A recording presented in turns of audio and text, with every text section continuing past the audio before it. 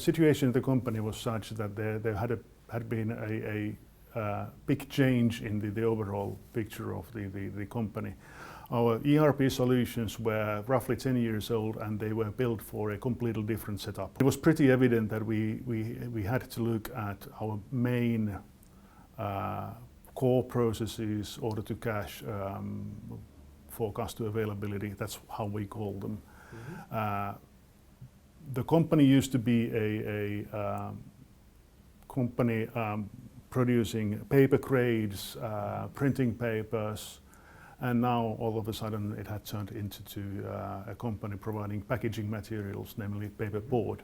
And the business rationale is quite different in those cases. We were finding facts about how our processes worked and got a pretty scattered picture of how things were done. The workflows were invented at a spot and obviously very low level of standardization on those as well. The process mining was the first step to define the new, a bit more standardized ways of working.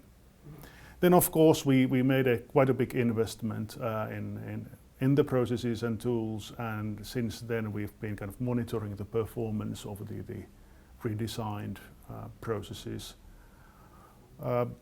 Tedious work, but necessary to first of all guide the people to use the newly defined processes, but also then to find the kind of stepwise small scale development items in those processes as well. And now of course everybody is talking about powerful ICT tools, big data, brute force mechanisms in place of perhaps careful design in some places.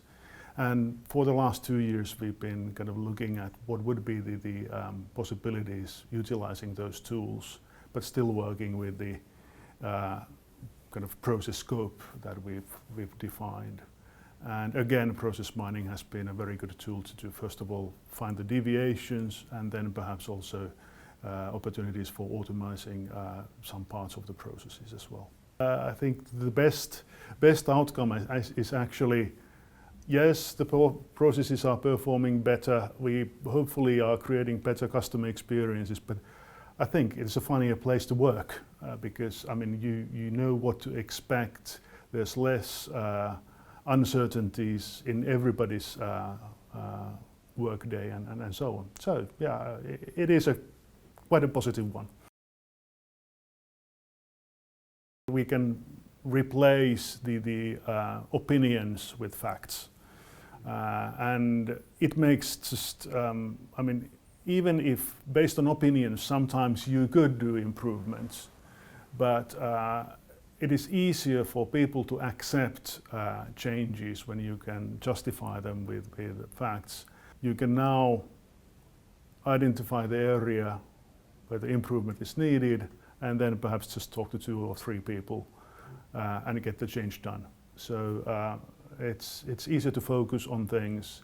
Mentally it's easier for people to accept the changes when there are facts behind. I guess those are the most important things. I like the visual image, the visual images that you can develop. The dashboards are easy to do. The information, once you've done the development step, is easily understood. And then of course when you are trying to pinpoint any improvement areas, the tool helps you to drill down to the actual topic at hand in a very easy way. Maybe there are tools that could do the same, could handle the same information, but the user interface and the friendliness just helps you to get things done a bit faster than with any other tools. You are also a very agile company. You know, whenever we have an idea we could do something different, it is taken in earnest. I think that is one part, and we tend to get help very quickly as well. Person who is in charge of a part of a process can very easily drill down to the actual problem area, and they do that on daily basis or monthly basis in our case. But in any case, the whoever is responsible can find the facts fairly easily themselves. And then of course there's QPR to help if there is even more fundamental things that we need to do.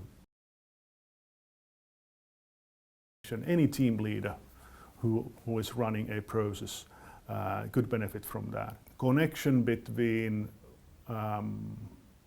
the kind of normal everyday KPIs and then the process performance, they are pretty self-evident. In fact, you could actually develop the KPIs in the process analyzer or in the dashboards, and to some extent we have done so. But if you are really looking after your team or the piece of process that you are running, then what is better than, first of all, get a warning when something is starting to go amiss, and then being able to drill down to the root causes of why that is happening.